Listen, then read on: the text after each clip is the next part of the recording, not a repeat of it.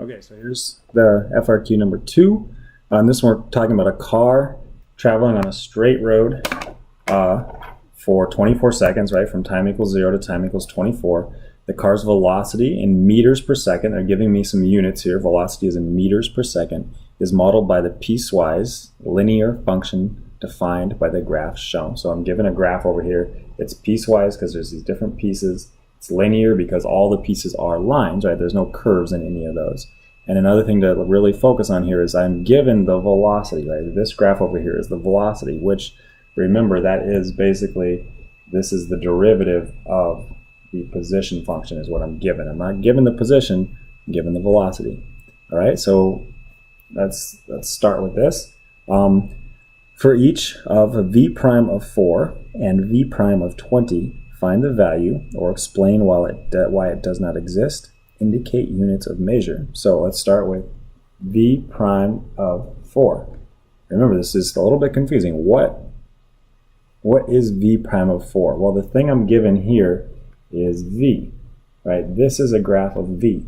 I want to find v prime of 4, the derivative of the velocity at 4, right? So I have to think on a graph when I'm looking at the derivative, I'm looking at the slope. So basically we're asking to find what's the slope at 4, right? So we look at the slope at 4 and you should notice something a little funky there. There's like a corner here, right? There's a sharp edge, which is a corner. So because there's a corner, the v is not differentiable at t equals 4 because there is a corner.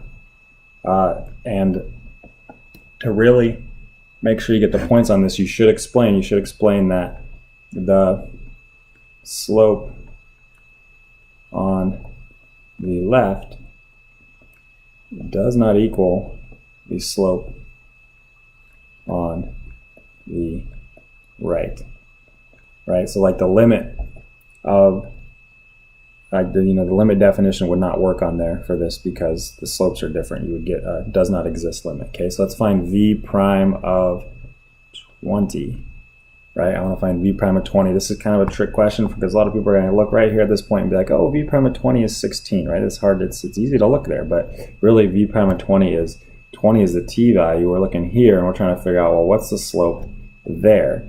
And another trick question is, oh, I'm going to look over here and I'm going to say it's 10, but no, it's not. That would be v of 20 would be 10.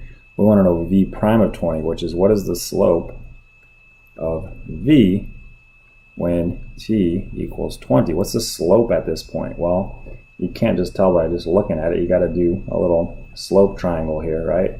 The rise over the run. What's the rise? The rise is 20. The run here is from 16 to 24, which is 8. So v prime of 20, because this is a line, I can do this, and it is the average rate of change, but it's also the instantaneous rate of change because it's the same through that entire interval. V prime of 20 is going to be the rise 20 over the run, which is 8. And you don't have to simplify this if you don't want. You can if you want. But we are missing something. We need to talk about the units of measure. So velocity was measured in meters per second. So the 20 was measured in meters per second, and the 8 was measured in seconds, right? The 20 was this distance here, which is meters per second, and the 8 was this right here, which is seconds. So I have meters per second per second. You could write it like that, but even better way of writing it would be meters per second squared, right? And another way to remember this is, well, if I'm taking the derivative of velocity, I'm finding the acceleration, and acceleration is always measured in time squared. All right, let's keep going with part B. For what intervals is the acceleration of the car positive, negative, 0? So it's asking 3 things here. You can tell I wrote this question because it's weirdly written, but basically we're trying to find out when is the acceleration of the car positive, right? So remember, acceleration, a of t, is the derivative of the velocity. So, and that represents the slope. So I'm trying to figure out when is the slope positive. So let's write a of t greater than 0. This happens where? It happens where this green part is. That's positive slope, right? So from 0 to 4. For t in 0 to 4, because v of t is increasing, right? It has positive slope. That's how I know it's there, right? Oh, this is, and I should list this. This is positive. It's positive here. That's the acceleration is greater than 0 for t values from 0 to 4, because v of t is increasing on this interval.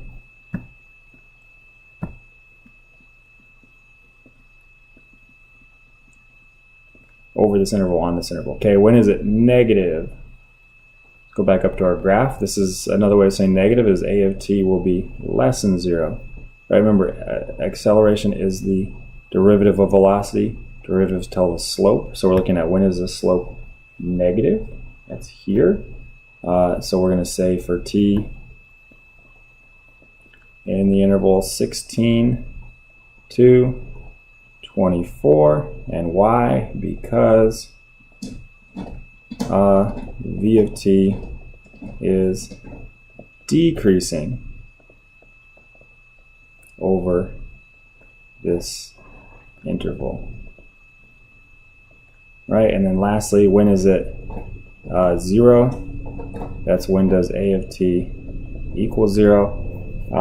This is kind of a tricky question. You might be tempted to say at 4 and 16, but remember the slope there isn't 0 at 4 or at 16, because there are sharp edges, so really I can't find the slope there because the slope is different depending on which direction you come in from.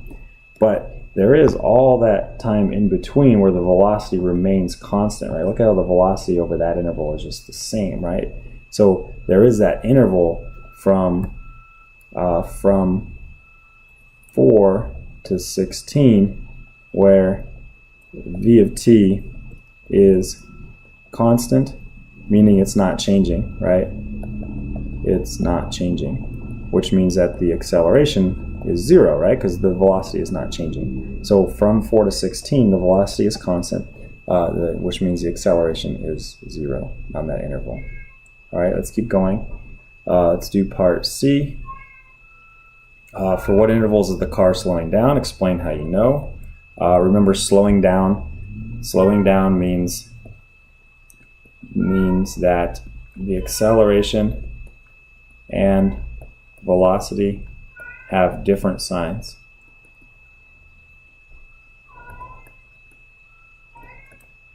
So that I need to check, when do the acceleration and velocity have different signs, right?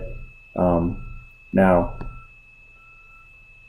there's a lot of ways to do this. You could probably just reason through this. I'm going to go ahead and make a table here, just like we usually do, and put some of these important points on there: 0, 4, 16, and 20. And something to note about this is the velocity for this is always positive, right? Because look, it's always above the x-axis. It's never negative. Okay, and then the acceleration here is positive from 0 to 4, 4 to 16, and negative 16 to 20. I don't need this after 20 because our model doesn't make sense. And so from there, when does the velocity have a different sign than the acceleration? Well, we would say that the is an object or a particle, the car, is slowing down from t equals 16 to t equals 20. What are we talking about? Seconds? Meters per in seconds? T equals 16 to t equals 20 seconds. How do we know? Because the velocity and acceleration have opposite signs.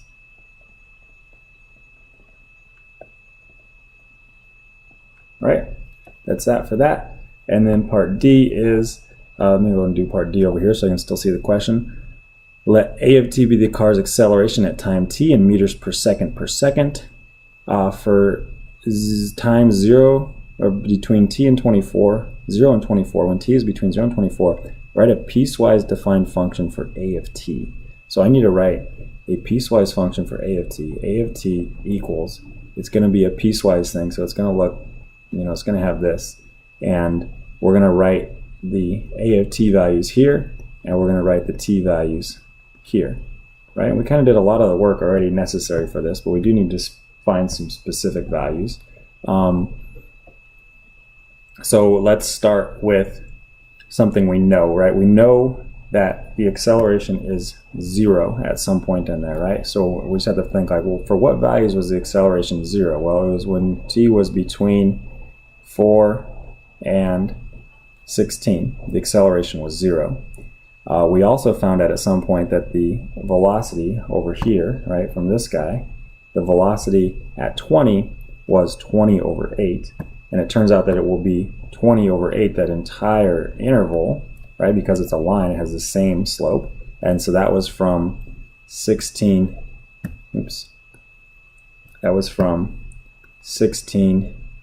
to 24, all right, from 16 to 24, right, all the way there. It was 20 over 8, and all the thing that's left for us to do is figure out, well, what was it from 0 to 4? And I probably should have put the 0 to 4 first, but it doesn't really matter. But from 0 to 4, what's the acceleration? And remember, the acceleration is the slope of the velocity. So we just have to look at, like, what's the slope of this line? Well, it went up 20 and over 4, so the slope of this one is 20 over 4. Again, you could simplify that just to 5 if you want. Totally works. But here's the piecewise acceleration function, right? This tells me the acceleration for each interval, and they're all constants because the velocity was all lines, so the acceleration derivative of a line is constant. All right, that's that one.